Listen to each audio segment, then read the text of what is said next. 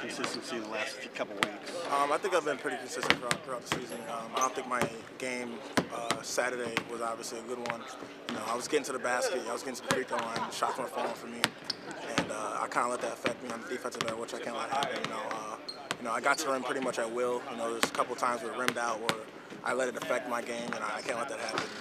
It even carried on to the free throw line where I think I was like 5 for 10, and I used to make those. So that's something just to leave in the past, and I look forward for the future. What other things besides scoring do you really need to do for this team? I got to help rebound better. I've been the top rebounder, I think, on the team, and that's something that I got to get back to. I had some missed blockouts on Saturday, so not only that, but on the defensive end, I got to pick it up defensively with my intensity level. Thanks, Brandon. Thank you, Brandon, one more question.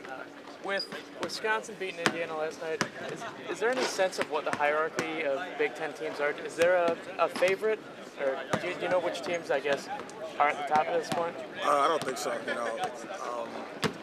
Anything happens in the Big Ten. We started off first in the Big Ten last year, and we saw how that ended. It didn't end well for us, so that's something that you don't really pay attention to until it's the end. You got to play out the whole season. So, we obviously haven't had a good start, but it's still early on. We can easily turn it around.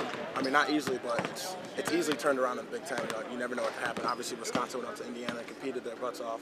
I watched that whole game, and it just shows anything can happen. I got a random question for you. You guys deal with so much, with this, with school. What about the media aspect of it? What do you mean? What do you think? Is it fun to do the media aspect?